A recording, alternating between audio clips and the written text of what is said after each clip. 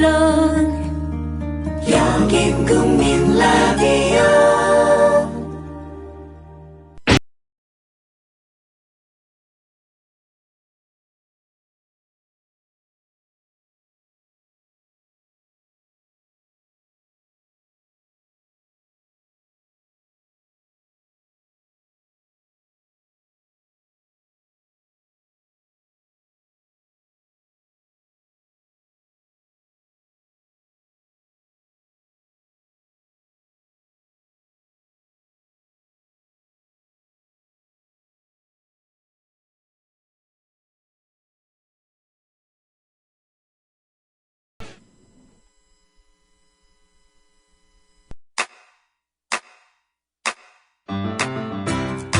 국민 라디오 지지하는 4가지 방법 아시나요? 다운로드하기, 별점 주기, 댓글 달기, 구독하기. 국민 라디오를 보다 많은 이들에게 전할 수 있는 가장 손쉬운 방법. 다운로드하기, 별점 주기, 댓글 달기, 구독하기. 잊지 마세요. 다운로드하기, 별점 주기, 댓글 달기, 구독하기. 예, 불금의 이재정 변호사 이렇게 여러분 앞에 찾아왔습니다. 이광철 변호사님. 예. 한 주가 어떻게 지내셨나요? 제가 지금 몹시 정중하고 예의 바른 자세로 저희 사무실에 사무장님이 나와 계시니까. 좀 전문 방송인. 아니에요. 진행자들끼리 토킹을 하고 그리고 레드카펫 깔아가지고 모셔야죠. 손님 살짝 던져 드려야 이제 예. 청취자분들 놀라지 않고. 예, 그럼에도 불구하고 저희는 아직은 그 마이크 켜지 않겠습니다. 잠시 계십시오. 진행자들이 놀이판이 좀 필요해요. 오프닝에는. 자, 우리 박변 오늘도 빠지는 겁니까? 저 대출했어요. 아마 열심히 오고 계시다는. 예, 부족이 시간을 못 맞추셨네요. 그럼에도 불구하고 함께 방송하시려고 오늘 일정을 맞추셨어요. 그래서 함께 하실 수 있을 오늘 겁니다. 지금 게시판에 사도 예. 여호와님께서 오늘도 주민이 찾으시겠네. 주민이. 네, 오신답니다. 예. 자, 원래는 저희가 진행자들이 이제 판을 좀 열어놓고 데워놓고 이분을 모시고 이제 게스트다운 등장을 제가 계획을 하고 있었는데 우리 비전문 방송인 이광철 변호사님께서 슬그머니 발을 끼우시는 바람에 오늘도 시작되는 구박. 그래서 어색하게 모시네요. 계신 분들도 없는 척 할 수도 없고 또 본인도 지금 굉장히 어색해하고 계신데 등장하시는 게 자연스러우실 것 같습니다. 어서 오십시오. 반갑습니다. 반갑습니다. 저희가 호칭을 어떻게 불러드려야 되나요? 저 굉장히 난감합니다. 저 소개해도 되죠? 예. 예, 신생 법무법인으로서 김현장을 언젠가는 흡수합병하고야 말겠다는 뜻을 가진 서울특별시 구로구 구로동에 위치한 법무법인 동안의 사무장 이정열입니다. 반갑습니다. 와, 본인이 자기 레드카펫 쫙 깔면서 네. 들어오셨어요. 너무 멋진 근데 등장이세요. 저희 사무실은 변호사들은 별로 그런 생각이 없는데 사무장님께서 김현장을 흡수하고 야망이 말겠다는. 있으시군요. 그렇습니다. 예. 야, 법무. 여기서 청취자분들께 제가 좀 양해 말씀을 드려야겠는데 평소에 재기발랄한 모습은 오늘은 조금 제가 사무장도 계시고 해서 무게 잡으시겠다고요? 아닙니다. 이게 정중하게. 네. 저는 솔직히 면대면으로 뵙는 건 처음이에요. 개인적으로 인사드리는 건 처음인데 처음에 제가 방송국 도착하기 전에 미리 와서 이제 노트북 펴놓고 이것저것 준비를 하고 계셨는데 저는 몰라 뵀어요. 너무 어려 보이세요. 그 동그란 안경. 고맙습니다. 예, 동그란 안경에 캐주얼한 복장. 제가 이때까지 상상했던 네. 이정열 판사님의 모습이 아니셔서 굉장히 놀랐어요. 게다가 연배가 저보다 그래도 한참 위라고 알고 있는데 조금 한참인가요? 조금이? 저만 60년대일걸요. 네, 간당간당하게 여기 이변님이 이광철 변호사님이 간당간당하게 70년대생이라고 주장하고 계시. 간당간당. 저는 70년 개띠입니다. 예, 그니까요. 네. 겨우 이제 겨우. 70년대 거지셨는데 그렇게 안 보이세요. 고맙습니다. 근데 철도 안 들었어요. 정말 지켜보고 싶어요. 예, 저 호칭 어떻게 정리하면 되죠? 예, 지금 공식적인 호칭은 사무장이고요. 오빠. 오빠 나 빼도 저희 PD님 이상한데. 너무 호칭이 한번 웃으시네요. 부르시고 싶으신 대로 부르시면. 통상 저희가 뭐 여러 번 이제 정관예우 이런 얘기하면서 호칭의 정관예우도 있어요. 그 현직에 계셨던 마지막 직함을 부르는. 그렇죠. 네. 그래서 부장님이라고 부르는 게 통상 법조례예요. 네.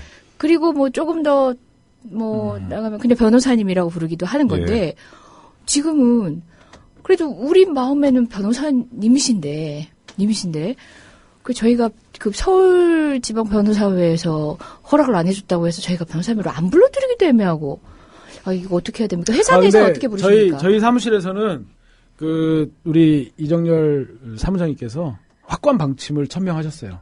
예. 나는 사무장이다. 아, 그래서 사무장으로. 그래서 그 뭐 사무실에서도 일단 호칭은 사무장님. 네, 이렇게 부르는 것으로. 예. 네.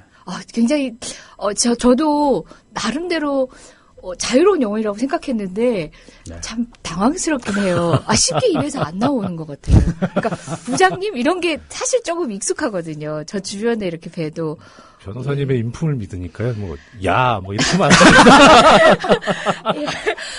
사무장님이 많이 어색하면 그냥 오빠 할게요. 아니요. 예, 오빠. 방송 그게 분위기 따라서. 더 어색할 것 같아요. 그러세요? 네. 네.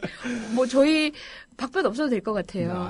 이거 또 박 변호사님 또 얼마나 또 서운해 하시겠어요. 아니요, 마이크 괜히 4개 열어놓으면은, 한 사람당 언제 돌아오나 싶어가지고, 대화는 더 안 될 것 같은데, 네. 우리 또, 이 사무장님 말씀 또 들으려면은, 박병 그냥 오는 길에 다시 돌아가라고 얘기 좀 해주세요. 그럴까요? 굳이 뭐, 네. 필요할까나 카톡 싶네요. 보낼까요? 카톡? 카톡. 근데 저 진행하시는 분들께서 단체 카톡방 없어요? 있죠. 있죠. 예, 그럼 예. 뭐 바로 하시면 돼요.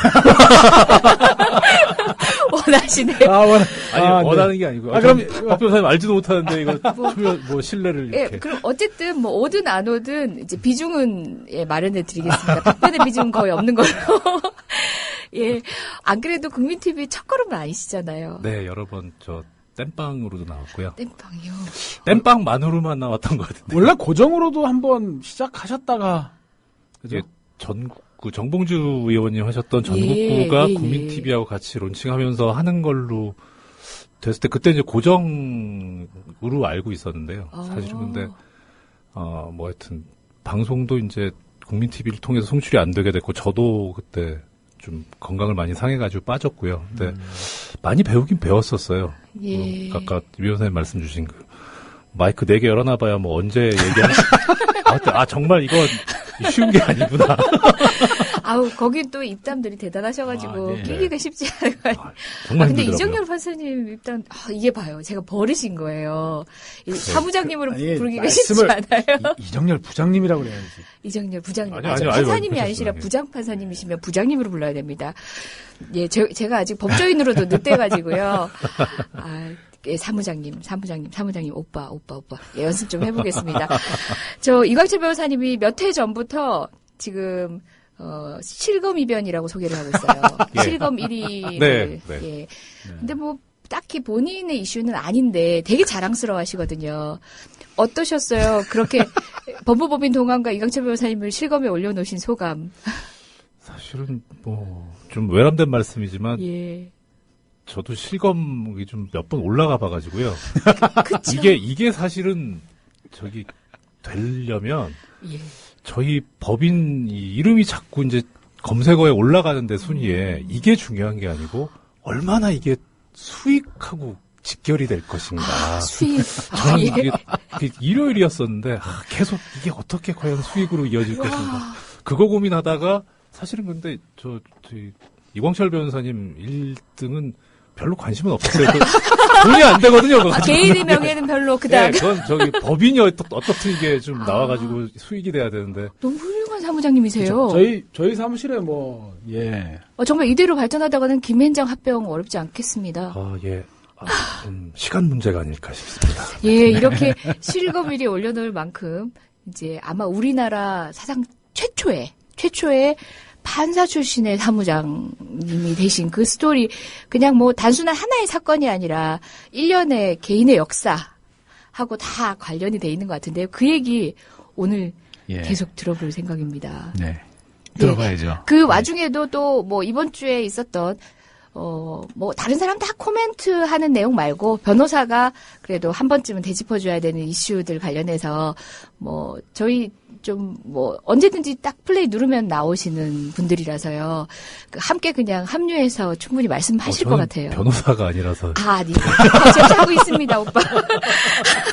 아, 이거 그때는 빠져야 돼. 예, 전직 부장판사님의 좀 예리한. 네. 그 전직 부장판사 예리할 거라고 생각해요. 큰일 난다, 이거.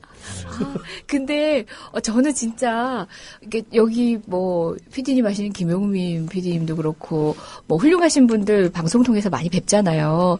이게 다 연예인들처럼 뵙지만 오늘 같은 날은 처음인 것 같아요. 진짜 연예인 뵙는 것 같아요. 스캔들 많은. 스캔들 많은. 그쵸. 뭐 긍정적인 부정적인 스캔들 많은. 언론지상에 나오지 않는. 네. 그래서 그냥 쳐다만 보면서도 싱글벙글 하고 있는데, 사실 제가 연수원 1년 차 때, 그때가 아마 남부지법에 계시면서 그 양심적 병역 거부에 대한 판결문을 쓰셨을 때인 것 같아요. 아, 그렇습니까? 예.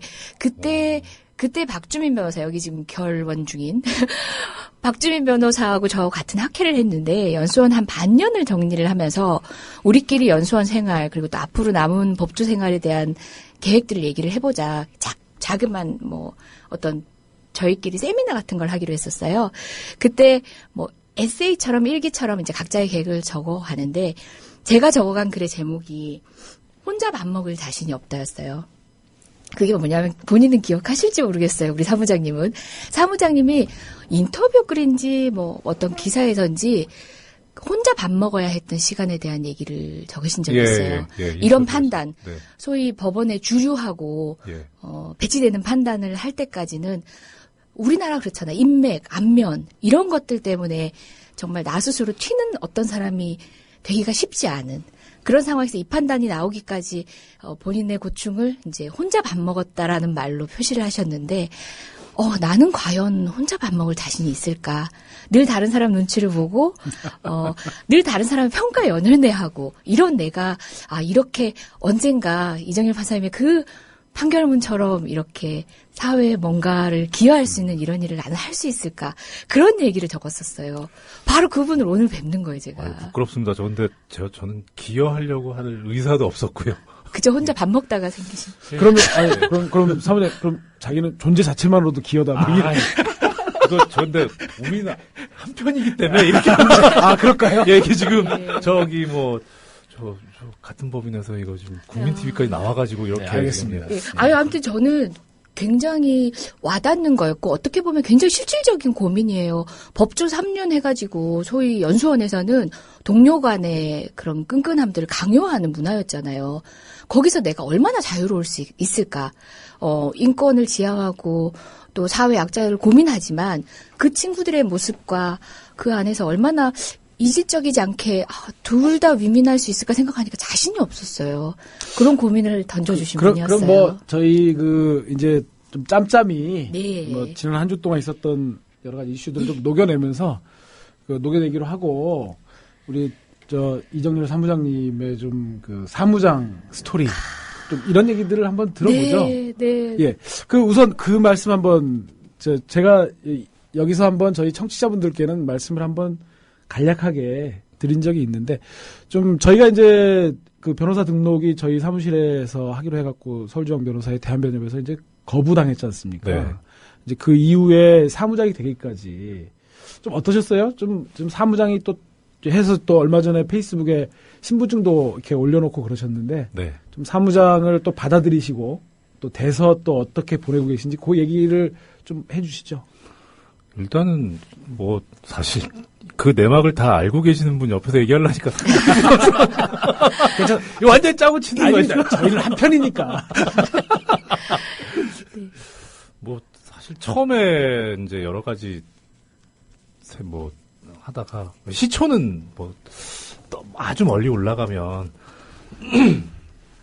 전에 한번 다른 변호사님 붙잡고 얘기를 했었는데 이게 법조라는 데가 결국은 다른 사람의 불행이 있어야 먹고 사는 데 아닌가라는 게 너무 마음이 아프더라고요.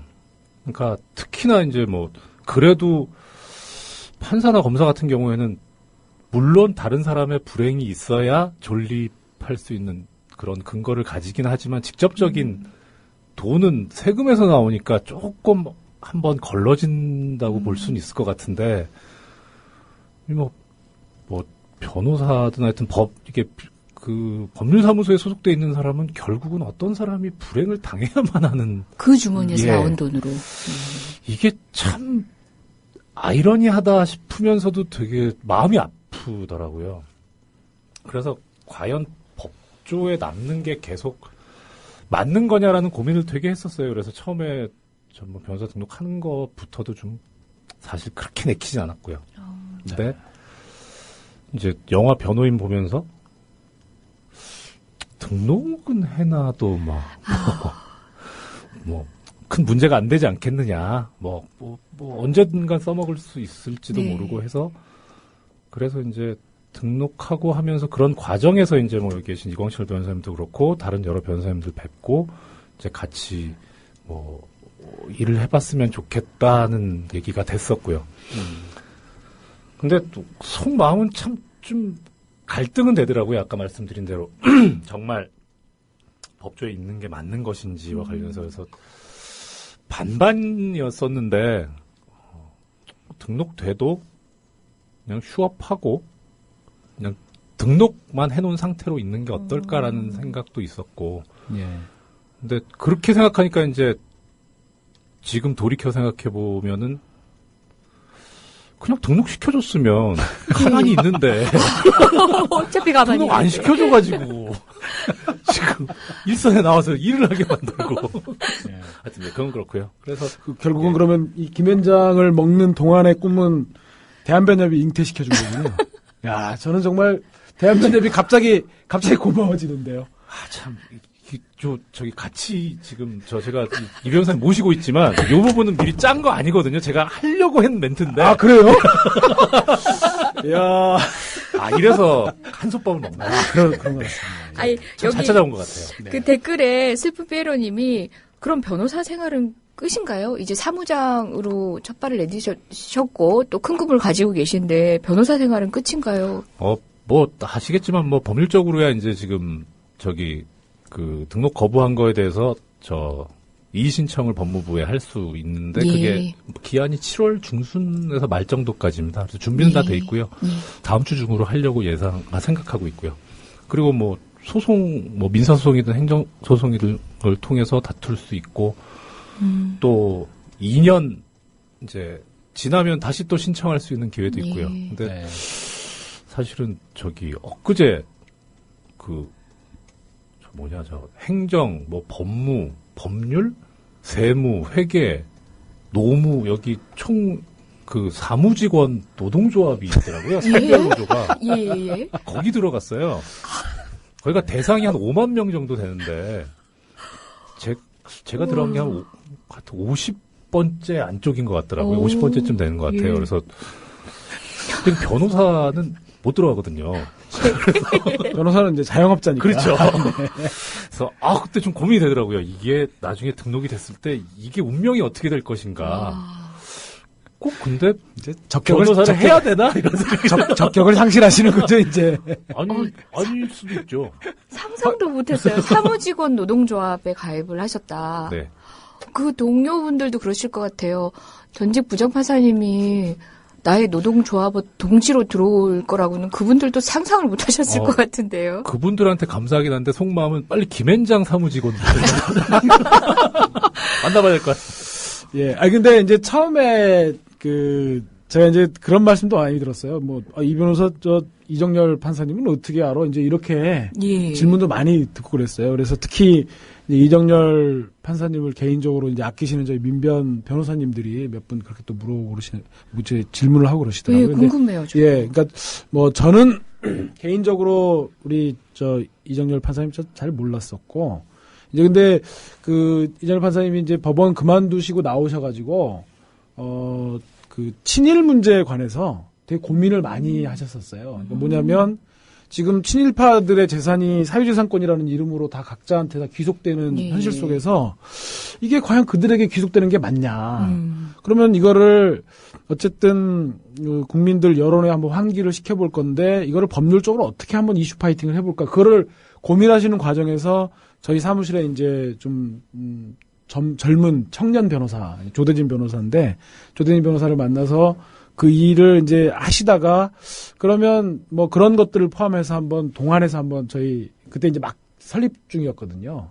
그걸 한번 저희 동안의 변호사들이 다 그런 데 대해서 다 공감하고 그러는 변호사들이 공익에 다 관심이 있고 그런 변호사들이 한번 같이 해보면 어떠시겠냐 해갖고 작년에 크리스마스쯤에서 한번 뵀었어요. 그러니까 저도 아까 이정 변호사님 말씀하셨지만 이정열 전 판사님 저 얘기 많이 듣잖아요. 뭐 부러지는 화살부터 시작해서 과거에 저도 이제 양심적 병역거부 문제에도 관심도 많고 그렇기 때문에 진짜 뭔가 그 굉장히 유명한 분을 만나는 듯한. 근데 제가 정말 놀랐던 게 뭐냐면 그때 뭐 지금 사무장님은 기억하실지 모르지만 그때 저희를 보고 그때 거기에 나갔던 사람들이 다 뭐 나이로 보나 연수원 기수로 보나 다 이정열 후배. 사무장님 다 후배. 예, 그렇죠. 그러니까 나이로 보나 물론 다 후배였거든요. 근데 저희를 보시더니 90도로 인사를 하시는 거예요. 그러니까 제가 알게 모르게 법조에 있으면서 이 판사라고 하는 그 직업의 권위 이런 것들을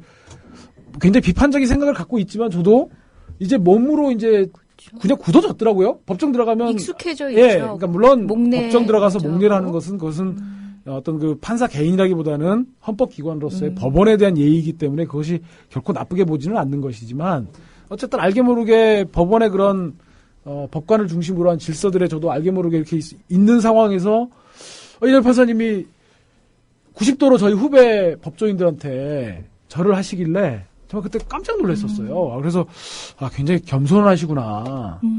그래서 사실은 뭐 좀 이따가 이제 좀 뭐 말씀을 좀 주시겠지만 이정열 판사님의 좀 이미지 자체가 약간 좀 뭔가 그 대중들에게는 막 그 아까 안 좋은 일로 이렇게 자꾸 오르락내린다 하시는데 예 스캔들 그런 것도 없잖아 있었는데 굉장히 저희들하고 말씀 나누실 때도 그런 부분에서 좀 진정성 있게 말씀해 주셔갖고 저희들로서는 좀 모시고 같이 일하면 되게 좋겠다 하는 생각을 그때 가졌었죠. 모시긴요. 거꾸로잖아요, 지금.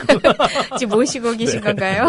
아닙니다. 사실은 저희가 사무장님 얼마나 끔찍히 지금 미하고 모시는데. 끔찍하게 생각하시는 것 같더라고요. 되게 빠르신데요. 예. 전 지금 감동의 연속입니다. 어쨌든 변호사로 나오시게 된, 그러니까 법복을 벗게 되신 그런 뭐 최근 몇 년의 여러 가지 경위들도 참 파란만장하시긴 했는데, 법복을 벗고 나온 이후에도 정말 타의추종을 불허하는 스토리를 지금 남기고 계십니다. 전 궁금한 건요, 처음 판사를 이제 선택을 하셨을 거 아닙니까? 세 개의 직역 중에서 변호사, 검사, 판사. 그랬을 때는 나름대로 예정했던 법조 인생이 있으셨을 것 같아요. 처음에 계획하셨던. 예. 물론 뭐 대부분의 판사님들은 이제 어느 정도 연배가 되면 이제 나오시는 모습을 또 예정하고 계시기도 하지만 그래도 판사로서의 어떤 상을 가지고 계셨을 것 같아요. 어떠세요? 지금 아직도 남은 꿈이 있었는데 적고 나오신 건지 그것도 좀 궁금합니다. 이게 이렇게 이런 질문 받을 때마다 사실 되게 곤혹스럽고 난감한 게요. 제가 그렇게 좀 생각이 정리돼 있거나 투철하거나 뭐 이렇게 철학이 있거나 그런 사람이 전혀 아니거든요. 아닌 걸로 알고 듣겠습니다. 그래서 왜 판사를 했느냐? 그러니까 사실 되게 어떻게 보면 단순한 게 제가 들어갈 때쯤에 영장실질심사제가 생기고 얼마 안 됐어요. 그러니까 전 처음에 검사를 하고 싶었거든요. 악의 무리를 소탕하고 사회정의를 실현하고 저런 것들이 활보하고 다니는 그 꼴을 못 보겠다. 전두환 같은. 김현장 그때는 그랬어. 그때는 아니요. 김현장? 아니요. 우리 식구로 받아 내가 파트너를 어떻게? 파트너인데. 그때는 전두환. 네. 지금은 이명박.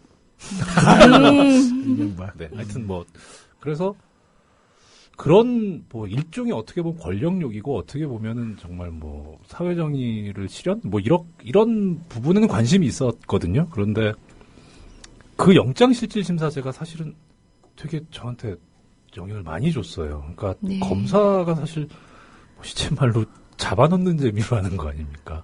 근데 그 권력이 이동하는 과정이었거든요, 그때가. 그러니까 이제 헌법상의 영장이 실질적으로 이제 영장주의가 실질적으로 그 힘을 발휘하게 되는 그런 때였던 거죠. 그래서 저거 매력이 있겠다 해서 들어왔는데 실제는 보니까 형사는 별로 못했어요. 오히려 민사라면서 이 사람들이 다투다가 그 분쟁이 해결돼 나가면서 안정을 찾아가는 모습 그걸 보는 게 더 보람이 있더라고요. 근데 그래서 꿈꾸던 판사상 법조인상은 없었어요. 없었고 지나면서 이제 그랬으면 좋겠다라는 생각이 드는데 사실은 나올 때 그게 좀 아쉬웠었어요. 그러니까 제가 생각했던 어떤 분쟁의 해결 과정이라든가 모습 이런 걸 좀 제대로 제가 했던 거라도 좀 남겨놓고 전수를 해놓고 나왔으면 좋은데 제가 했던 것 중에 뭐 성공한 것도 있을 것이고 실패한 것도 있을 것이고 그런 걸 다 남겨놓고 실패한 거는 그렇게 하지 말았으면 좋겠다. 그리고 성공한 건 이런 점에서 괜찮았었다. 이렇게 좀 했으면 좋았는데 그게 안 됐던 게 좀 마음이 아프다. 네. 뭐 사실 기왕 말씀이 나왔으니까 말인데 제가 철학이 없다는 게 양심적 병역거부도 제가 뭐 인권 보장 뭐 이쪽에 뭐 투철한 사상을 갖고 있는 게 아니고 요새 그 왜 동부전선 GOP 뭐 총기 네. 그 사건 해가지고 관심사병 얘기 나오지 않습니까? 네. 뭐 요번에 수색 나갈 때도 탄창도 안 주고 나가서 죽으라는 거냐 뭐 이래서. 그러니까 관심사병은 그렇게 군대에서도 그렇게 취급 못 받으니까 그럼 빨리 그냥 전역을 시켜라 제대를 시켜라 이런 얘기가 나오는데 그거랑 비슷한 맥락이었어요. 그러니까 법률이라는 게 어떤 거를 처벌 조항을 둬서 강제한다는 건 그 상황이 있기를 바라는 거잖아요. 그러니까 양심적 병역 거부자를 처벌하는 것도 결국은 그 사람들도 군대에 가서 총을 들고 수류탄을 받아서 실제 전투에 임해라라는 건데 그 사람들은 천성이나 뭐 이게 싸울 수가 없는 사람들이라는 겁니다. 그러면은 예를 들어서 실제 전투가 벌어졌는데 그 사람들한테 총을 주고 임무를 줬는데 그 사람들이 돌격을 못해요. 네. 그러면 자기만 죽는 게 아니고 옆에 부대원들이 다 상하거든요. 그러니까 이건 전체를 위해서도 이 사람들은 군대를 보내면 안 된다라는 생각이었어요. 보수적 관점에서도. 예. 예. 그러니까 그런 생각이었어요. 뭐 어떤 인권을 떠나서 그러니까 왜 이걸 강제를 해서 이런 상태를 만들려고 하느냐. 차라리 빼는 게 오히려 우리 국가나 사회를 위해서도 훨씬 더 이익이다라는 그 생각에서 시초로 했는데 실제 공부를 하다 보니까 찾아보다 보니까 네. 이게 이런 거였구나. 이게 인권이라는 게 되게 소중한 거구나라는 결정문 쓰시면서. 그때 알았죠. 예. 그러니까 저는 어떤 뭐 철학이 있거나 그런 사람은 아니고 무겁지 않아요. 이게 좀 너무 겸손하셔가지고 저희 사무실에서도 이러세요. 항상 낮은 자세로. 그래가지고 저희들이 더 낮추려고 하다 보니까 그러니까요. 너무 바닥에 힘들어요. 바닥이 쫙 없어요. 붙으셔야 바닥에 이렇게 되겠네요. 쫙 붙어야 돼가지고. 그 공무원 자세잖아요. 복지부도. 예, 조금만 더 이렇게 낮춰주시면 저희가 더 낮출 수 있을 텐데. 근데 저는 그게 궁금했습니다. 그게 아마 법원에서 양심적 병역 거부에 대한 위헌법률 심판 제청 신청을 한 걸로는 아마 최초. 아니요, 저는 아니고. 처음은 아니었나요? 저는 무죄를 처음 했고요. 예, 무죄를. 위헌법률 심판 쓰셨죠. 제청은 예. 박시한 대법관님께서. 위헌 제청은 나중에. 처음에 저보다 빠르셨죠. 근데 이제 저는 그거를 헌법재판에 맡길 게 아니고 바로 그냥 바로 하면 되지 않느냐. 그래서 그냥 무죄 판결을 네. 쓰셨던 거고요. 네. 물론 이제 상급법원에 가서는 예. 또 처참하게 대법원 판결이 나오고 나서 그 무죄 판결을 내고 나서 법원의 분위기는 좀 어땠습니까? 올 것이 왔구나라는 분위기였었던 것 같아요. 그러니까 사실 그때 지금도 기억이 나는데 선고하던 날이 금요일 날이었거든요. 금요일 날 선고하고 그날 또 재판 날이니까 저녁에 회식하고 엄청 술 먹고 그 다음 날 토요일 날인지 아침에 보니까 신문 가판데 전부 일면 톱으로 다 그때는 이제 뭐 이런 뭐 SNS도 없었고 그럴 때니까 심지어 조선일보조차도 드디어 이제 우리나라 인권사의 기념비적인 판결이 나서 정말 제가 훌륭한 사람인 줄 알았어요. 진짜. 그 법원 그때 남부지방법원에 계셨는데 남부지방 법원장님한테 호출당해가지고 뭐 조인트 까이고 그런 건 없었습니까? 없었습니다. 전혀. 그렇습니까? 그냥 이제 인터뷰 때문에 조금 갈등이 있었는데요. 사실은. 언론과의 인터뷰 문제를요? 그러니까 이제 방송 인터뷰를 하는데 원래는 각급 법원에 지금은 공보관이 따로 이렇게 공보판사가 있지만은 예전에는 수석부장님이 공보관을 하고 있었거든요. 근데 수석부장 공익 인터뷰를 하기에는 사실은 자기 판결도 아닌데다가 이게 처음 나온 판결이어서 뭐 앞으로 이렇게 될 거다 이런 방향으로 얘기를 하기도 어렵고 그렇다고 제가 하자니 불안하잖아요. 뭐라고 할지 모르니까. 그래서 인터뷰 때문에 이제 뭐 누가 하냐, 뭐 할 거냐 안 할 거냐, 뭐 누가 할 거냐라는 문제로 조금 뭐 좀 약간 뭐 불협화음은 있었는데 그 외에는 뭐 특별히. 아니, 근데 특히 제가 이렇게 좀 보면 우리 법원이 국가안보 관련 사안 이런 것들에 대해서는 굉장히 보수적이고 또 더군다나 조금 관료 시스템 자체가 자리 잡고 있는 법원 안에서 그런 국가안보와 관련된 어떻게 보면 그냥 민감한 사안에서 무죄를 줬는데 그냥 아무런 또 그런 뭐 지적이라든지 그런 게 없다고 하는 건 조금 의외네요. 그게 결국은 그런 국가 안보 이런 거는 판사들 사회에서는 어느 정도 이렇게 개인의 그런 재판부의 그런 거인 것 같고, 더 큰 그거는 법원에서 제일 소중하게 생각하는 가치는 제가 보기에는 사법관의 독립인 것 같아요. 그러니까 다른 재판부에서 한 건 건드리지 않는다. 그러니까 제일 먼저 하는 말이 너 그 기록 봤어? 거든요. 나는 그 기록 보고 판결을 한 사람이고 기록도 안 보는 게 뭐 왜 내 판결에서 왈가왈부 하느냐 이런 거거든요. 그러니까 사실 속으로는 무슨 생각을 하는지는 모르지만 겉으로는 거기에 대해서는 뭐 특별한 건 없었던 것 같습니다. 그렇게 선도적인 판결을 쓰셨음에도 불구하고 아직도 그 문제는 여러 번 또 헌법재판소에서도 거절당하고 여전하긴 합니다. 그렇게 개선되지 않는 부분도 또 답답하게 보고 계시겠어요. 이제는 뭐 하나의 그러니까 법률의 문제가 아니라 운동의 문제가 아닌가라는 생각이 많이 들더라고요. 절감하게 됐습니다. 예, 이렇게 말씀 듣는 도중에 제가 잠시 대출했었던 박주민 변호사님 없이도 참 잘 되던데 그러게요. 오셨네. 오지 말걸 그랬어요. 헬스케 주셨어요. 헬스케진 건 아니고요. 안 씻어서 그래요. 아우, 예. 냄새가 나는 것 예. 같아요. 예, 인사 주세요. 예. 너무 오랜만에 뵈서. 자리를 같이 해가지고 너무 어색합니다. 예. 더군다나 낯선 손님도 계세요. 예, 거기다 저 층수를 까먹었어요. 몇 층이지? 막 이러면서. 근데 6층이었더라고요. 예. 야, 층수를 매주 오던 방송국 그러니까요. 층수를 까먹을 정도로. 매주 안 왔거든요. 그렇죠. 그리고 또 보니까 꽃다운 박성재 PD님 어디 가셨어요? 여기 꽃다운. 예. 꽃보다 아름다운 꽃보다 김은경 아름다운 교수님. 뭐가 이렇게 많이 바뀐 거죠? 꽃보다 남자. 네. 네. 박주민 변호사님도 안 그래도 안 계실 때 제가 얘기했는데 저희 연수원 1년차 때인가요? 그때 이제 남부지법 계실 때 판결하셨던 그 양심적 병역 거부 판결에 대해서 얘기를 하고 있었어요. 그때 우리 연수생이던 우리가 그 판결을 보고 대단하다고 이런저런 생각했죠. 얘기를 나눴던 그 말씀도 드렸었고요. 네.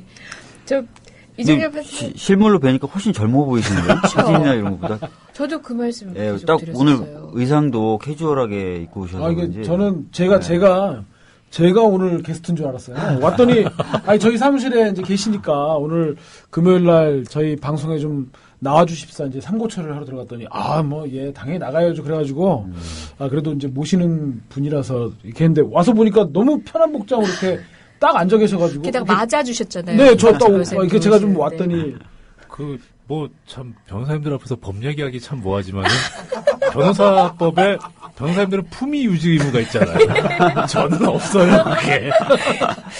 야, 그 품위 유지를 하신 게 지금 박 변호사님. 그래도 양복은 꼴이십니다. 제가 입었잖아요. 근데 품위 유지는 뭡니까 도대체? 글쎄요. 뭘 어기는 거예요? 품위 유지를 어긴다는 건. 이것도 달라진 풍경인데요. 네, 막 갑자기 PD가 막 중간에 해가지고. 그러게요. 뭐가 품위 유지인가요? 그건 누가 어느 그러게요. 정도 적정선을 뭐가 파는 품인지. 그게 아직까지는 판례가 없죠. 저희는 판례가 없기 때문에 뭐. 제 경험에 비춰보면요. 각하새끼 짬뽕 이런 거 하시면 안 돼요. 예. 네. 이게 또 우리 또 품위에 또 관해서라면 또 하실 말씀이 많으신 우리 김용민 PD님도 이제 품위에 관해서는. 제가 뭘요? 아니, 두 분 지금 말씀하신 수준 사회 평균인의 품위의 개념하고 좀 다르시긴 한 것 같아서 그렇죠. 쫓아갈 수는 없네요. 네. 어쨌든 박 변호사님 오늘 그 꼬질꼬질한 양복에 막 정말 어떻게 비벼서 이렇게 주름 갈 수 있나 싶은 와이셔츠에 예. 어떻게 지내셨어요 그동안?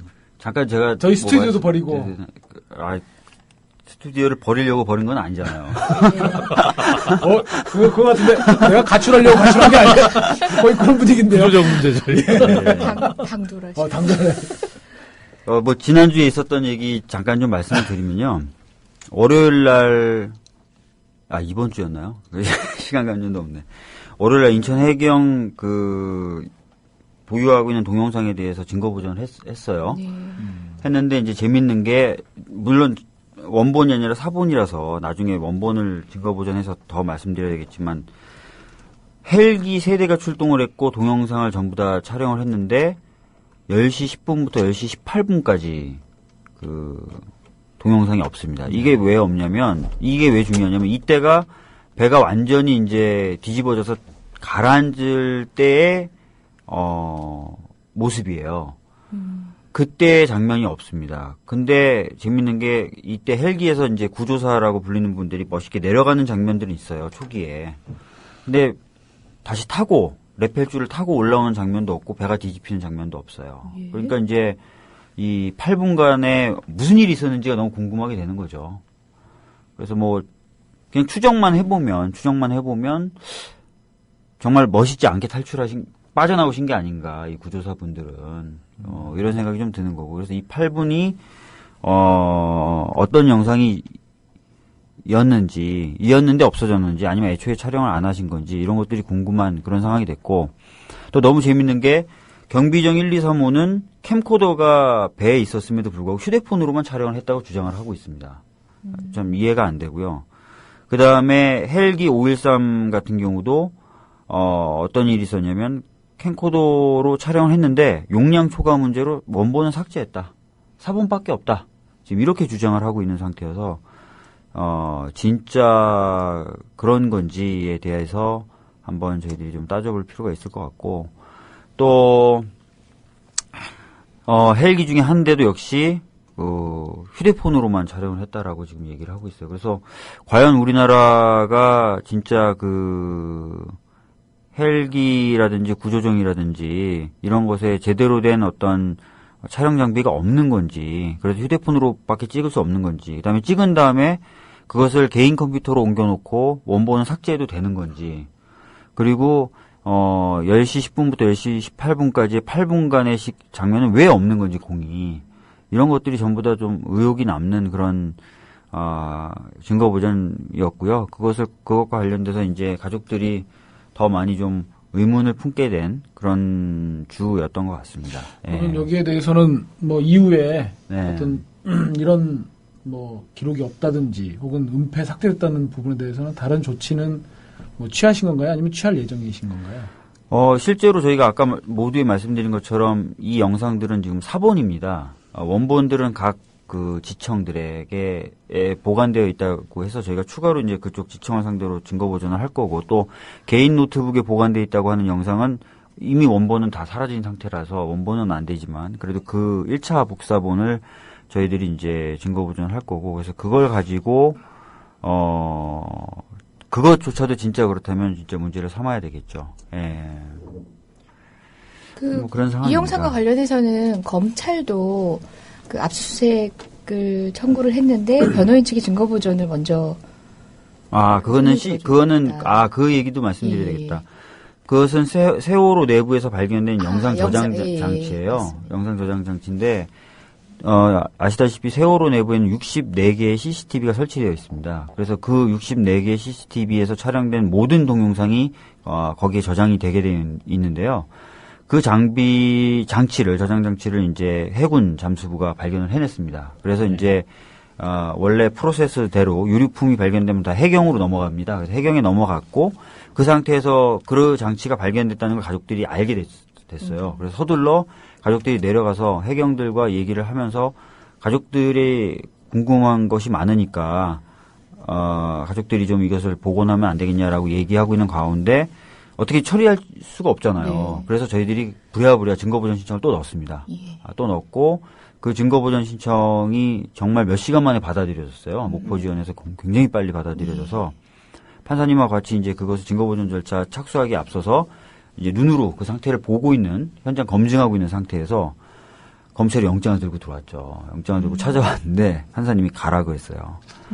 먼저 우리가 할 테니까 나중에 하라고 해서 저희들이 안전하게 그걸 갖고 와가지고 지금 현재 그 청주에 있는 전문 업체 천안함에서 건져 올린 하드디스크를 복원해냈던 기술력이 있는 업체에게 법원이 지정한 거죠. 거기 맡겨져서 지금 복원 과정을 밟고 있고요.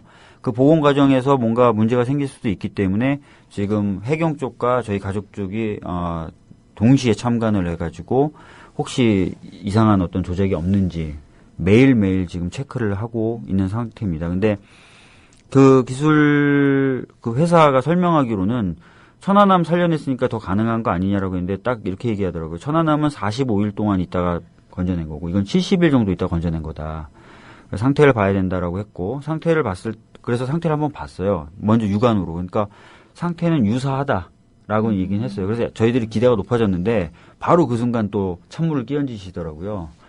천안함 때 건져낸 하드디스크는 용량이 300기가고요. 이번에 저희가 건져낸 건 아니죠. 저장 장치는 2테라입니다. 7배 정도 차이가 나는데 7배 차이가 난다는 게 뭐냐면 동일한 크기의 디스크, 동그라미에 7배의 직접 밀도를 갖고 있다는 거예요. 그렇기 때문에 7배 더 많은 정보가 들어있고 7배 더 많은 뭔가의 어떤 그 디스크 위에 정보가 담겨있기 때문에 그것을 복원내는 기술은 난이도는 천안함 때에 비해서 한 7배, 최소한 7배 또는 그 이상이 된다라고 지금 얘기를 하고 있더라고요. 그래서 가족들이 굉장히 기대를 좀 많이 하고 있었는데 뭐 그 설명을 듣고 다들 고개를 떨구고 하시는 모습을 정말 가슴 아프게 좀 지켜봤고요. 기도하는 심정으로 다들 기다리고 있습니다. 왜냐하면 아이들의 마지막 모습도 볼 수 있는 데다가요. 그렇죠. 승무원들이 과연 무슨 일을 했는지 그 시간대에 그걸 알 수 있습니다. 그리고 해경이나 이렇게 투입된 사람들이 뭐 진짜 선내진입 같은 거 안 했었다는 점이라든지 등등등을 전부 다 낱낱이 밝혀질 수 있는 자료이기 때문에 기다리고 있는 거죠. 그리고 뭐 많이 제기되고 있는 뭐 이상한 화물설이라든지 이런 것들도 그 CCTV 동영상으로 상당 부분 해소가 될 수 있을 것 같습니다. 그게 지금 광주에서 진행되는 재판의 그 선원들, 선장 및 선원들의 그 공소사실을 밝힐 수 있는 유력한 증거가 될 것 같은데 검찰에서는 뭐 따로 그 동영상에 대해서 뭐 이렇게 입수하고 했나요? 아니요. 이게 지금 아니고? 복원이 된 다음에 법원에 가져간 상태에서 아마 검찰도 받는 식으로 그렇게 가져갈 것 같습니다. 그게 디지털 장비로 지금 촬영된. 예, 그러면 맞습니다. 아마 지금 대검이 보유하고 있는 대검 디지털 포렌식 센터가 아무래도 기술력에서는 우리나라에서는 아마 가장 낮다라고 평가를 받아서 또 검찰도 그 부분에서 그거를 복원해낼 수 있는 그런 좀 뭔가 힘을 보태면 좋을 것 같기도 하다는 생각이 드네요. 예, 일단은 근데 가족들 입장에서는 검찰을 못 믿으시겠다는 거죠. 예. 못 믿으시겠다는 거여서 이 정보업체도 세계적으로 유명한 기술을 갖고 있습니다. 그래서 복원을 좀 하고 나서 가족들과 검찰이 다 동등한 자격으로 그걸 받아가고 그 상태에서 따져보자 이렇게 지금 진행이 되고 있는 상태입니다. 예. 전에도 이 방송에서 제가 여러 번 말씀드렸지만 검찰은 이런 상황에 대해서 정말 대가리 받고 반성해야 됩니다. 이런 그 우수한 기술력과 인적 물적 그 장비 그런 토대를 갖고도 국민들의 불신을 받아갖고 그 자료를 분석하지도 못한다고 하는 게 정말 한심하고 정말 저는 검찰을 해체해야 된다고 생각하는데 정말 해체하기 전에는 대가리 받고 좀 반성 좀 제대로 했으면 좋겠습니다. 뭐 여담인데요. 저 동기 중에 이제 지금 뭐 다 부장들 됐으니까 검찰에 있는 분이 검사들은 연체동물이다. 무슨 일이 생길 때마다 뼈를 깎는 반성을 했는데 뼈를 하도 많이 깎아가지고 뼈가 없는 연체동물이 분위기 있게 죄송합니다. 그럼 앞으로는 뼈 깎는 반성은 어떻게 하죠? 그러니까 그런 표현을 이제 못 쓰지 않겠어요. 이제 못 쓴다. 그런데 그게 깎아서 없어진 건가요? 제가 보기에는 아예 처음부터 없는 것 같은데. 깎는다고 하더라고요. 그 부장님이라는 부장 검사님이 스스로를 그렇게 얘기를 하신 건가요? 동료 검사들과. 예. 또 이제 내부 색출을 하시는 건 아닌지 모르겠네요. 제가 친한 사람들이 뻔한데. 이정렬 전 부장판사님과 내통해서 그런 얘기를 매부에 흘린. 연수원 23기 검사들은 우선적으로 검사의 품위를 유지하지 못한. 징계 먹는 거 아닙니까 또? 일단 저희 재밌게 그 걱정이 윤석열 되시네. 부장님이 저희 연수원 동기거든요. 그렇죠. 한 분 스타트를 끊었으니까 뭐 꼭 나쁘다고 할 수는 없잖아요. 동기사랑 나라사랑이라. 얘기 나온 김에 네. 이제 그 법조라는 한 울타리에서 특히 법원에서 이제 검찰을 지켜보실 기회가 많았을 텐데 좀 최근에 검찰 좀 어떻습니까? 좀 최근에 검찰이 10년 전에 검찰하고 똑같은 것 같고요. 뭐 아시는 그대로. 자, 그러니까 이런 것 같아요. 그러니까 검찰에서 법원을 얘기할 때는 뭐 똑같은 법조인으로서 뭐 실체적 진실을 규명하고 뭐 이렇게 얘기하는데 예. 실제 법원에서 뭐 이렇게 하면은 우리는 별개 기관인데. 그러니까 이제 유리할 때는 한 울타리 속에 집어넣고 불리할 때는 딱 빼버리고 하는, 그러니까 좀 파렴치하죠. 치사하죠. 그러니까 그게 쭉 일관된 것 같아요. 그러니까 변치 않고, 그래서 변하지 않고 그렇게 일관된다는 점은 상당히 좀 평가할 만하다는 생각은 들어요. 뭐 그게 좋은 쪽에서 일관됐으면 참 좋을 것 같은데 그것도 다 뼈가 없어진 이유 때문이 아닐까 싶기도 하고요. 자꾸 사무장님 모셔놓고 법원 얘기 여쭤서 죄송한데요. 조금 전에 박재민 변호사 얘기를 들어봐도 검찰이 지금 증거 보전 와중에 이제 압수수색 영장을 들고 왔는데 판사님이 단호하게 이제 어쨌든 증거 보전 절차를 마무리하겠다라고 했을 때 저희가 확대 해석하는 게 좀 저되긴 합니다만은 그래도 이 검찰에 의해서 이 영상이 먼저 확보되는 것보다 이제 국민의 신뢰를 더 받고 있는 법원이 주도적으로 하겠다 이런 의지가 느껴지는 거고 유가족들도 한편으로는 거기에 좀 안도를 했단 말이에요. 그렇죠. 예. 실제 지금 그 재판부가 그랬다는 뜻이 아니라 이제 좀 더 똑같은 얘기인데 다시 더 직설적으로 여쭤봤을 때 법원 항상 그런 검찰의 공권력 남용에 대해서 이제 견제에 대한 그런 책무를 깊이 느끼고 계신 게 아닌가. 그럼요. 예. 예, 당연하죠. 그러니까 이게 참 아이러니컬하게 됐던 게 민사에서는 공문서는 진정 성립 추정이 되지 않습니까? 네. 공문서니까 당연히 제대로 됐겠지. 네. 형사에서는 공문서를 절대로 믿으면 안 되는 거잖아요. 그렇죠. 예. 그렇죠. 공소장부터가 공문서인데요. 그렇죠. 그러니까 그렇죠. 일단 의심을 해야 되잖아요. 그러니까 네. 민사다 형사다 왔다 갔다 하면은 정말 헷갈리더라고요. 근데 이제 저는 그렇게 되니까 민사 때도 공문서를 못 믿겠더라고요. 훌륭한 판사님인데요. 이거 약간 좀 아슬아슬한데요. 아니, 물론 법 원칙이긴 하지만, 검찰의 공문서가 어떤 식으로 때로는 왜곡되는지를 현실을 알기 때문에 하실 수 있는 말씀이세요, 예. 그런 것도 있지만은, 원래, 임무 자체가, 예. 공문서를 의심하라라고 하는 임무잖아요, 법원이라는 데가. 그렇죠. 형사재판. 근데 공문서를 믿어버리면 재판을 할 필요 자체가 없는 거잖아요. 그럼 예전에는 그랬다고 그러더라고요. 그게 이제 조서재판이라고 피의자 신문조서는 뭐지 법정에서는 뭐라고 얘기하시든 간에 신경도 안 쓰던 그런 시절에 유산이라고도 하던데 되게 많이 들었어요. 그러니까 절대 믿지 말라는, 조서를 절대 믿지 말라는. 이용훈 대법원장께서 예전에 네. 밀실에서 꾸민 조서 던져버려라 그랬다가 네. 또 검찰하고 한동안 또 툭탁툭탁 하시고 그랬는데 저는 지금 말씀하신 것들 하면서 이제 잊혀지지 않는 장면이 저희 형사 피고인 의뢰인이 이제 집회 현장에서 경찰 공무집행방해로 이제 구속영장이 청구됐다가 영장이 기각돼갖고 이제 불구속 기소가 됐던 사안이 있었어요. 그 증거를 보니까 집회 현장 원래 잘 아시겠지만 이제 집시법상 미신고 집회는 주최자만 처벌받고 단순 참가자는 처벌 안 받잖아요. 그래서 근데 정말 집회 현장에서 사진을 엄청 찍어갖고 증거로 내놓은 거예요. 그래서 거기에 이제 우리 피고인분도 계시고 그래서 아니 처벌도 안 받는 부분에 미신고 집회 단순 참가한 부분에 사진을 찍은 건 이건 위법한 거 아니냐. 이거는 따라서 범죄도 아닌데 특별히 이 사람을 무슨 치안정보 수집의 대상도 아닌데 이 사람 사진 찍는 데는 법적 근거가 없으니까 이건 위법 수입 증거다라고 제가 증거 의견을 냈더니 판사님이 저를 이렇게 한동안 보시더니 사진도 못 찍어요? 그러시는 거예요. 그러니까 기본적으로 저는 그러니까 무슨 무조건 그 유죄 입증책이 검사에게 있고 무슨 검찰의 입증의 정도가 무슨 함정 의심을 배제해서 무조건 다 검찰의 입증을 다 부인해달라는 게 아니라 적어도 법률적으로 변호사가 하는 말에 대해서 기본적으로 수사기관으로서 지금 말씀하시는 것처럼 그럴 수 있다라는 그 자체를 아니 이분들 보면 어떤 때 보면은요 판사님들이 더 검사 같은 경우가 있어요. 그럴 때가 있죠. 그래서 저는 정말 그럴 때 진짜 한 대 콕 때려주고 싶은데. 아니 조금 전에 이정렬 사무장님께서 공문서를 의심해야 되는 게 판사의 신선합니다. 역할이다 이렇게 얘기하셨지만 이런 판사님은 흔치 않았어요. 저희가 경험적으로는 없습니다. 형사 재판에서조차도 그러니까 피의자 신문조서 이렇게 마련해 오면은 그게 요약본이고 짜집기가 될 수 있고 검찰의 의도대로 작성된다는 것에 대해서 전혀 의심을 하지 않는 분이 대부분이고 약간의 문맥이 다르게 피의자가 법정에서 진술을 했을 때는 피고인을 나무라는 판사님들이 훨씬 더 많으셨거든요.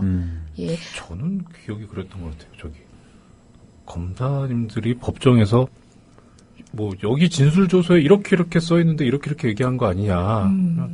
아니 말꼬리를 자꾸 그러시냐. 검사님한테요? 네, 아니, 그거는 그렇게 써 있는 거고 지금 얘기하는 걸 이렇게 맥락을 한번 들어봅시다. 저는 저희 연배도 거의 그랬던 걸로 제가 기억하는데요.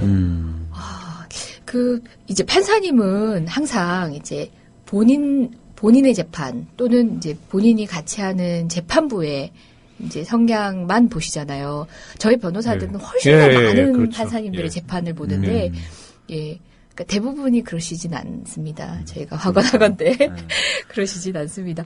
이렇게 말씀을 듣다 보면은 동안을 그 김앤장 합병의 주체로 만들겠다는 그 꿈보다는 오히려 어떻게 보면 법대에서 그런 역할을 더 해주셨으면 하는 또 아쉬움도 왜 그러십니까? 지금 저희 사무실에 지금 큰 꿈을 이렇게 향도에 가시는 빨리 돈이 돼야 되는데. 김앤장을 합병하시겠답니다, 왕준 변호사님. 네. 뒤늦게 들으셨죠? 예.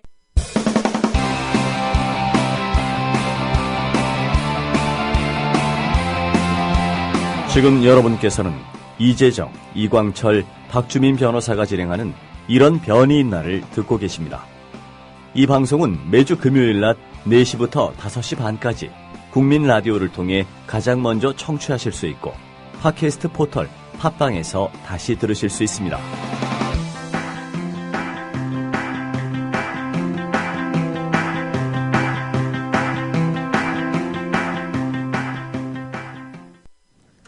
예, 안녕하십니까. 지금부터 2부를 시작하도록 하겠습니다. 왜요? 네.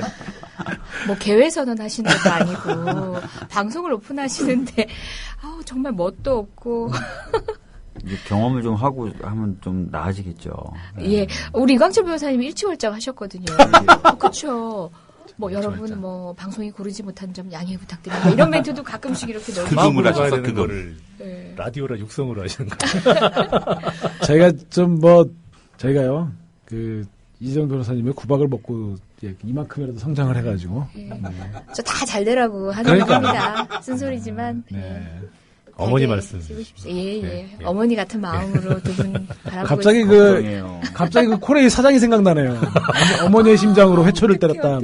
그렇고 막 잘라서 막 나가라고 그러고. 아니, 저희가 2시간 방송하다가 1시간 반으로 줄이고 난 데는 굉장히 짧다고 느껴졌는데, 특히나 오늘은 많은 말씀 들어도 부족할 것 같은 게스트를 모시고도 또 다른 얘기도 하다 보니까 더 짧게 느껴져요. 이제 남은 시간 얼마 남지 않았으니까 저는 이제 우리 이정렬 우리 얘기하지 말까? 사무장님, 예. 우린 얘기하지 말고. 예, 마이크 꺼주시고요. 입 닫고. 나가. 우리, 사무장님 말씀을 저희 2부 순서에서는 보다 역점을 줘 듣도록 하겠습니다. 그 얘기 제가 궁금한 거 한번 여쭤볼게요. 좀 사무장 되고, 실제로 어떻게 지내시고 또, 실제로 어떤 신지, 참 궁금하더라고요. 이게 사무실에 사실은 저희가 이정렬 부장님을 영입해서, 그래서 사실 변호사 방도 당연히 변호사로 될 줄 알았으니까 변호사 방도 이렇게 만들어서 하고 또 사무실의 시스템을 그렇게 이제 만들었거든요. 네. 이정렬 변호사님이 송무는 이제 워낙 이제 아까 이제 친일파 재산 환수하고 뭐 이런 쪽으로 하신다 그랬으니까 그런 것들을 뒷받침할 수 있는 걸 만들었는데 이게 등록 거부되고 사무장 등록하시기로 사무장으로 이제 이 법조에서 생활하시기로 한 다음부터 방에도 안 들어가세요. 그래서 바깥에 직원들 책상에 앉으시겠다고 하고 실제로 상담도 다 하시고요. 네. 그래서 또 그리고 바깥에 이제 밖에서 또 그리고 제가 되게 놀란 게 저희 사무실에 이정렬을 사랑하는 사람들 모임 그래가지고요. 전신고울이 막 갑자기 오고 어느 날 갑자기 피자하고 막 콜라가 막 그 사무실로 막 여러 판이 와가지고 지금 그래가지고 와 이게 진짜 말로만 듣던 팬덤이구나. 그 사무장님 저도 영입하고 싶어요. 줄 서세요. 스카우트 하고 네. 싶어요. 좀 어떠세요? 예. 예. 아니 뭐 이게 저 말씀 듣고 보니까 당연한 걸 하는데 이게 대단한 것처럼 이게 사실 당연한 거잖아요. 저기 어떻게 변호사님 쓰는 방에 얘기가 안 되는. 갑자기 변호사 방 쓰고 있는 제가. 사실 전 조심스러워서 못 여쭤봤어요. 그러니까 외부적으로는 이제 퍼포먼스처럼 사무장이라고 하시지만 실질적인 업무는 이제 변호사 방에서 그렇게 하시고 계시지 않을까. 솔직히 저 그렇게 생각했고 이 방송 시작하면서도 그런 부분들은 안 여쭤봤거든요. 근데 네. 방금 또 놀란대요.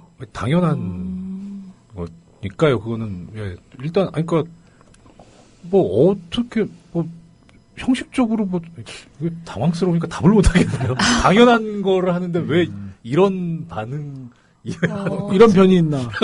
아이. 근데 계속해서 그러니까 제가 궁금해요. 저도 그 제도를 잘 몰라가지고 다시 그 재등록이라든지 이런 건 안 되는 건가요? 그건 안 되나요? 이렇게 지각하신 분 티가 나요. 이래서 안 돼요. 이렇게 회식 있죠. 예? 회식 끝나고 회식 안 하세요? 회식 때 끝나고요. 말씀드릴게요. 저희 안 친해요. 회식 하셔야 되겠는데요? 지금까지 공식 회식 제로입니다. 비공식 회식도 제로고요. 제가 보기에는 저 박성재 PD가 회식 한 번 안 해가지고 나가시잖아요. 무슨 뭐 저기 말씀 주셨으니까 그 가장 큰 고민은요 사실은 예.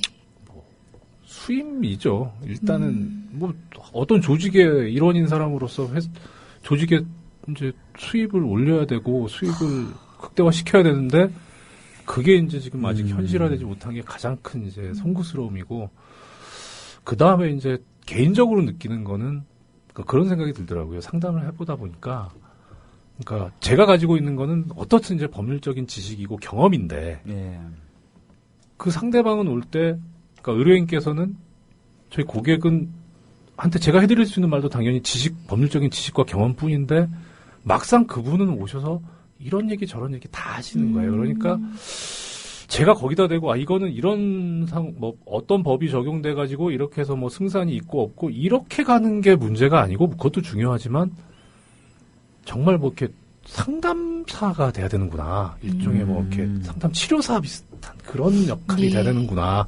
그렇게 해서 설령 이거는 가능성이 없으니까 소송을 안 하시는 게 좋습니다라고 결론을 내리더라도 그래 내가 뭐 얘기를 다 했다 내지는 뭐 속이 시원하다 아니면 그야말로 내가 어떻게 해야 될지 방향을 잡았다라는 그런 거를 이제 얻고 가시는 모습들을 볼 때 되게 보람이 되더라고요. 근데 문제는 그게 돈이 안 된다. 그러니까 개인적으로는 뿌듯한데 이거 그리고 이제 그런 말씀들 계속 듣고 있다 보면 뭐 시쳇말로 돈 안 되는 사건인데 이걸 계속 듣고 있어야 되나라는 고민.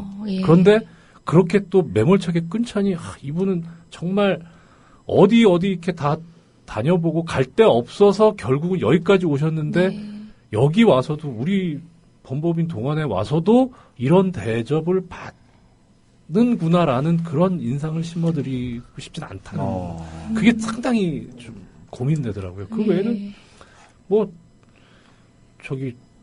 제가 법조 경력, 그러니까 뭐 판사로서 있었으니까 만약에 변호사 등록이 돼서 변호사로 근무를 한다면 그 경력을 쳐주시는 건 좀 전 이해를 하겠는데 저는 법원 공무원을 한 게 아니고 판사를 했었기 때문에 사무직원으로서는 경력이 없잖아요. 그래서 그거를 좀 얘기를 했었어요. 이거는 직급을 정하거나 할 때도 좀 고려가 돼야 되지 않느냐. 그래서 사무장으로 한 건 명칭은 옳지 않다. 했다가 뭐 대리 뭐 이렇게. 그러니까 뭐 일단 사원이 맞죠. 그래서 그거를 좀 하다가 결국은 이제 그분 명칭은 제가 양보하고 대신에 예. 그거는 자리는 양보합니다. 와. 도저히 그 방으로는 못 들어가겠습니다. 해가지고 자리는 저기 놀라기도 하고 신기하기도 하고 그러네요. 보통 여러분들도 뭐 흔히 들어 알고 있겠지만 부장 판사님 출신 나오셔가지고 그 사무실 가면은요. 부장 판사님 얼굴 뵙기 힘들잖아요, 그 변호사님. 대부분 아니, 사무장님 손에서. 전체 공간의 한 절반을 부장 판사님 있으시죠. 그렇죠. 변호사 그 방에는 의뢰인들이 못 들어갑니다. 그래서 우리 사무장님하고만 이제 상담을 하고 부장 판사님 보려면 저희가 몇 그래요. 번에 한 번. 저희가 사무장님하고만 상담. 부장 판사님 출신의 사무장님하고 상담할 수 있는 법무법인 동안. 와. 저희 경쟁력이 있는데요. 변호사님 저 쓰고 있는 공간, 직원들이 있는 공간의 절반을 제가 써요. 제가 체격이 제일. 저희 사무실이 이제 처음에 만들면서 이름을 몇 가지 이제 후보를 냈어요. 네. 이제 그 중에 냈는데 사실은 이제 저는 이름을 이제 정향으로 했으면 좋겠다. 이게 사실 이름이 이 법무법인이 전국에 있고 이게 다 등록이 되다 보니까 BPL인데 이거. 예, 그러니까 어쩔 수 없죠. 있다 보니까 뭐 좀 괜찮다 싶으면 다 있는 거예요. 그래갖고 안 겹치는 이름을 최종적으로 2개를 골라낸 게 지금 저 동안하고 정향이었어요. 저는 정향을 강력히 밀었고 그 이제 가만히 듣고 계시다가 이제 어디서 갈렸냐면 저희가 직원들하고 변호사들 전체 이제 투표로 결정을 했는데 1인 1표씩 해가지고 저는 이제 막 정향에 대해서 이제 막 브리핑하고 이제 선거운동을 막 하는 거죠. 그리고 동안에 대해서 이제 다른 분이 이제 막 하는데 처음만 해도 제가 조금 이제 앞서가는 그런 모양이었거든요. 근데 가만히 계시더니 우리 그때 당시 이제 이정열 판사님이 딱 하더니 동안이라고 하는 게 이게 사람이 죽어서 가는 곳은 서안 아니냐.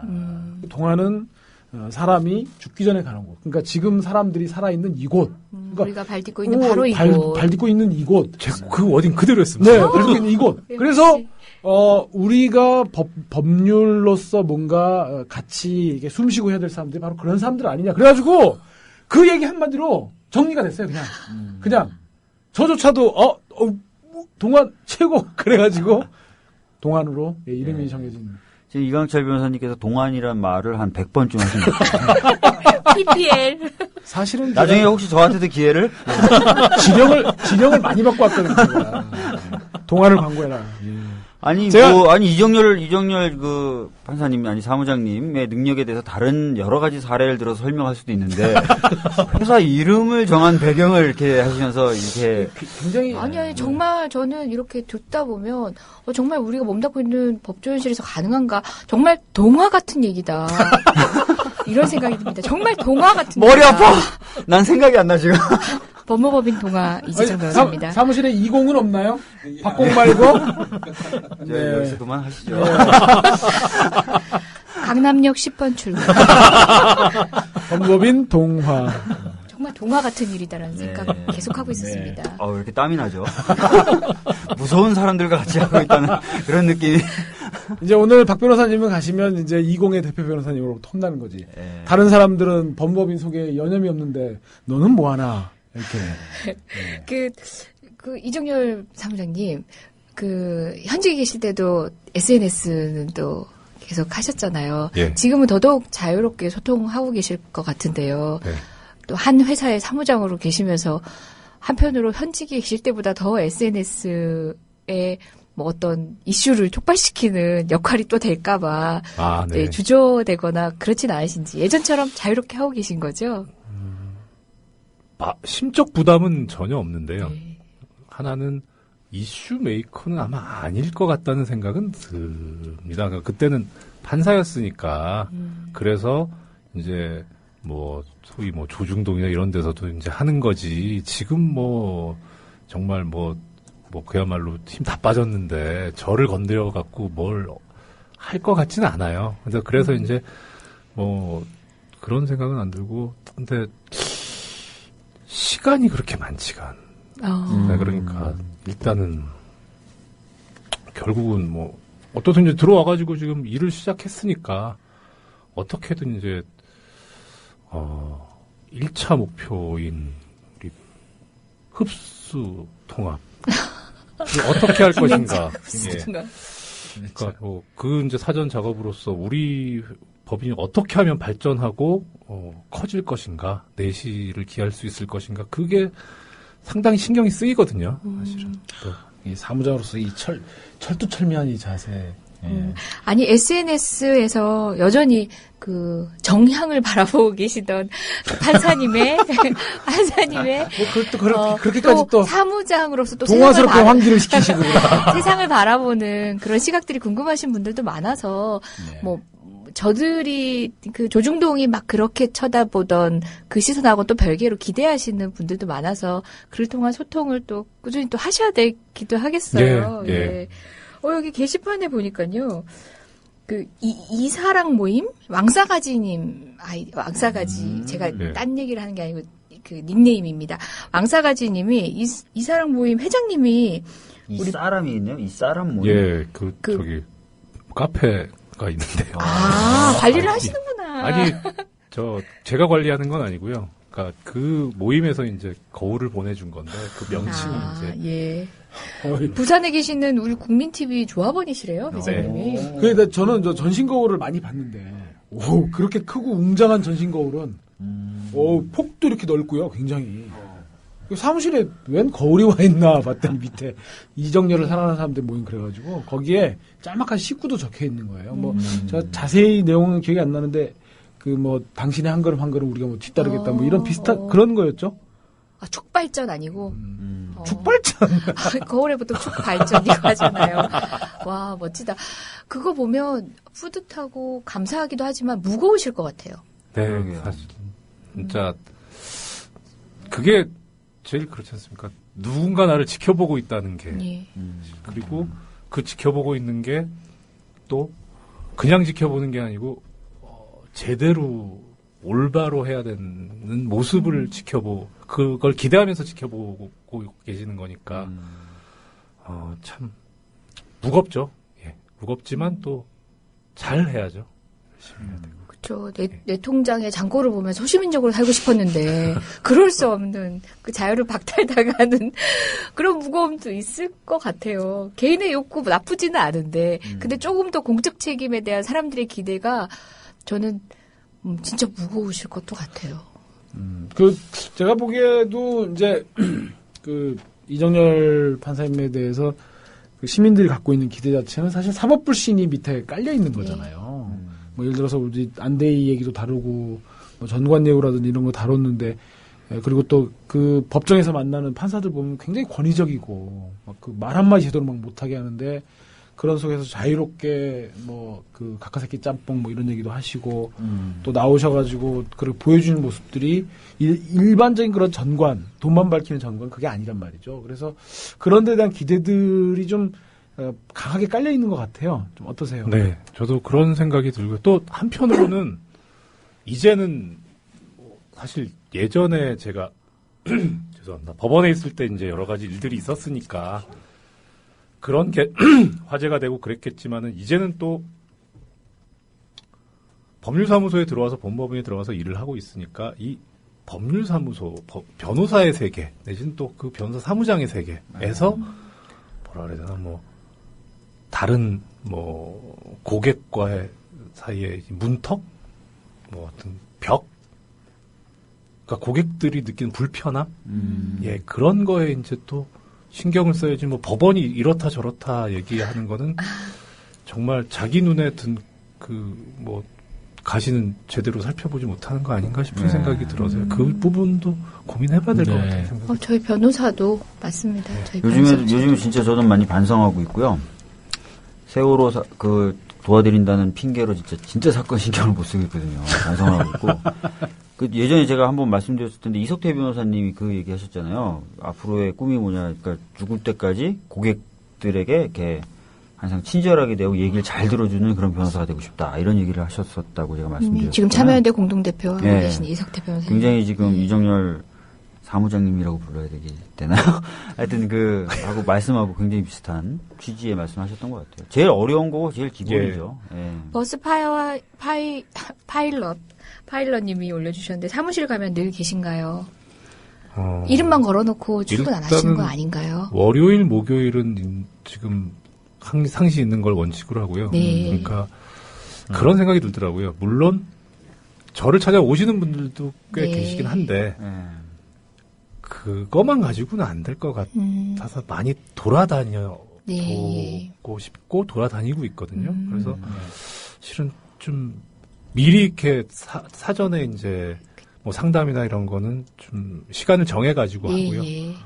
그리고 또 좀 더 이제 좀 뭐 이용철 변호사님 계시는데 좀 죄송하긴 하지만 아닙니다. 다른 분들하고 좀 더 친해지면 더 괜찮을 것 같은데 현재로서는 그분들도 사실은 저를 그렇게 뭐 아주 뭐 동화돼가지고 이렇게 그런 건 아니거든요. 아닙니다. 아니 그 우리 저 중앙 홀 쓰는 홀스. 예. 홀 쓰는 사람들끼리 그래서 제가 많이 더 이제 낮추고 다가가고 해야 되는데 뭐 그게 좀 더 되면은 그러니까 좀 불편을 드리고 싶은 생각은 없어요. 그래서 저 민감한 질문 잘 다뤄야 되는데 이런 거. 그 유사한 케이스로 우리 서기호 판사님이 또 계시지 않습니까? 어쨌든 그렇게 나오셔가지고 또 국회에 입성해 계시잖아요. 정말 훌륭히 역할 잘해주고 계시거든요. 많은 분들이 그런 시선으로 질문을 많이 던지실 것 같아요. 이정렬 판사님 어쨌든 국민의 관심을 받고 계셨고 그런 이슈 가운데서 이제 정치 진출 뭐 이런 거 계획이 있으신 건 아니냐, 혹시는 뭐 제안을 받아본 적 있지 않느냐, 뭐 이런 얘기 하실 것 같아요. 물론 이 말의 전제는 역할이 주어지면 하셔야 될 수도 있어요. 뭐 정치 아무나 하는 거 아닙니다. 쑥 들어오시네. 서기호 의원님하고 계실 때부터 원래 친분이 좀 있으셨나요? 친한 건 아니고 네. 그러니까 그때 이제 한참 막 그 FTA 얘기 나오고 할 때 그때부터 연락을 주고 받으면서 그때부터 안면이 좀 있었고요. 공모를 그전에는 하셨네요. 그러면 법원의 품위를 떨어뜨리는데 공모를 하셨네. 공범이시네요. 뭐 있었는데 뭐 이렇게 사전 공모는 아니고 예. 그 순차적 공모. 공부한 지 오래돼가지고 암묵적 순차적. 그런 시선들 어떻게 느끼세요? 그 말씀 들은 지 한 10년 된 것 같아요. 그러니까 그때 그 양심적 병역 거부 그 판결할 때 계실 때부터. 예, 그때가 2004년이었는데 그때 2004년도 탄핵도 났고 총선도 있었잖아요. 그렇습니다. 그때 이제 뭐 지금은 잘 안 보는데 그때는 뭐 멋모르고 이제 막 뭐 댓글 같은 거 보고 뭐 그랬었거든요. 근데 네. 누가 계속 그러는 거예요. 뭐 이번 총선에 이 친구가 출마하지 않으면 자기 손에 장을 지진대요. 이 사람을 찾아가지고 정말 장 지지나 볼까 막 이런 무서운. 그러니까 이제 좀 그런 아까 뭐 서두에 그 전 뭐 이렇게 철학이나 뭐 이런 걸 가지고 살았던 건 아니라고 말씀드렸잖아요. 정치도 그래요. 그러니까 무슨 철학이 있는 건 아니고요. 근데 그건 정말 철학이 있어야 할 것 같다는 생각이 들어요. 뭐 김영규 교수님 계시지만 저는 교수님 말씀하셨던 그런 철학도 없고 저는 뭐 그런 인품도 안 되고 게다가 결정적으로 저는 재미가 없을 것 같아요. 이번에 권은희 과장님도 그만두시니까 또 바로 예. 출마하는 거 아니냐 이런 얘기가 또 굉장히 많더라고요. 뭐 출마하셔도 되는데 역할이 주어지면 하면 좋죠. 그리고 잘하면 되잖아요, 사실. 해도 되는데 그 말을 던질 때 묘한 또 색안경 예. 제가 있습니다. 어디 가서 그냥 그걸로 마무리해서 말씀드리는데요. 집안이 서서히 망하려면 애들을 예체능계를 보내고 뭐 한큐에 망하려면은 정치를 하라고. 제가 아직 모아놓은 게 없어가지고. 우리 김용민 PD님의 표정이 상당히 씁쓸해하시는. 저는 다 펀딩을 받았습니다. 시민 펀딩을 받아가지고 망하진 않았습니다. 네. 뭐 스무스하게 답변을 주셨네요. 그렇지만 언제든 뭐 또 요구가 있으면 어떤 역할이든 하시겠죠. 지금 사무장으로서 동안에서 훌륭한 잘한 일을 하시는 일이 것처럼. 뭐 향후 지금 방송 끝나고 나가서 제가 뭘 하게 될지 5분 후도 모르는데 앞으로 제가 뭘 할지 어떻게 합니까? 맞습니다. 지금 바로 피크닉 떠나시는 복장이신데. 나가서 5분에 10중 8군 담배를 피고 있을 것 같아요. 아니 사람이 신을 웃길 수 있는 가장 간단한 방법이 자신의 계획을 얘기하는 거래요, 신한테. 그러니까 계획대로 되는 게 하나도 없고 뭐가 될지 인간은 모르는데도 불구하고 마치 뭔가 될 것처럼 그렇게 얘기하는 거라는데 진짜 뭐 어떻게 될지 모르죠. 다 열린 마음으로 좀 하는 게 가장 좋을 것 같긴 한데 진짜 뭐 재밌겠네요. 계속 지켜보면 이정렬 사무장님. 그리고 뭐 사무장님으로서 역할도 하시겠지만 또 저희 고군분투하는 이런 후배들, 이런 변들을 위해서도 조언을 많이 주세요. 저희가 또 기댈 부분들이 많을 것 같아요. 서면도 막 봐주시고 이렇게 쓰면 안 돼. 막 이러면서. 예. 참 그게 시험으로 보면은 제가 선배일 수는 있지만은 경력으로 보면은 뭐 변호사 경력으로 보면 전 지금 제로잖아요. 뭐 방송 관련해서는 뭐 저한테 네. 여쭤보시고요. 뭐 변호사 업무 이런 거 뭐 필요하신 거 있으면 제가 적극 도와드리겠습니다. 저기 뭐 이제 이후에 지금 예. 사실은 법무부의 이의 신청 절차 밟고 계시고 예. 이제 이후에 어떻게 또 궁금해하시는 분들 계실 텐데 이후에 어떻게 지금 해 나가실 건지 좀 간단하게 앞으로 향후 전망들 좀 말씀 좀 해주시죠. 예, 보고 드리겠습니다. 네. 일단 지금 방금 질문해주신 존경 없는 이광철 변호사님의 지도 편달을 받아 이 법무부에 제출할 이의 신청서를 거의 완성을 했습니다. 첨삭 지도를 해주셨고요. 예. 이런 걸 빼먹었냐 이래가지고 잘못했구나. 네. 친히 그 부분 아주 상당한 분량을 예. 추가해서 고쳐주셨고요. 아까 민사나 행정소송도 고려할 수 있다고 하셨는데 예. 그거는 뭐 어떤 형태가 되는 거죠? 일단은 법무부 이의 신청에서 안 받아들여지면 예. 행정소송이 되지 않을까 싶고요. 그 다음에 현재 상태에서 이제 민사소송 바로 뭐 얘기하실 수도 있고요. 그래서 일단은 현재는 그거 하고 뭐 말씀드린 대로 이제 입사한 지 한 달도 안 됐는데 우리 사무실의 번창을 위해서 하는 그 계획만 지금 머릿속에 있습니다. 예. 네. 오늘 귀하으로 너무 감사하고요. 오늘 뭐 실검 이변 그리고 또 돌아온 탕아 박변님 돌아온 탕아. 예. 탕화는 아니야. 예. 그리고 저 이렇게 해서 정말 동화 같은 스토리 한 시간 반 무너집니다. 동안 말씀 나눴습니다. 여러분 저희 다음 주 금요일에 다시 뵙겠습니다. 네. 고맙습니다. 네.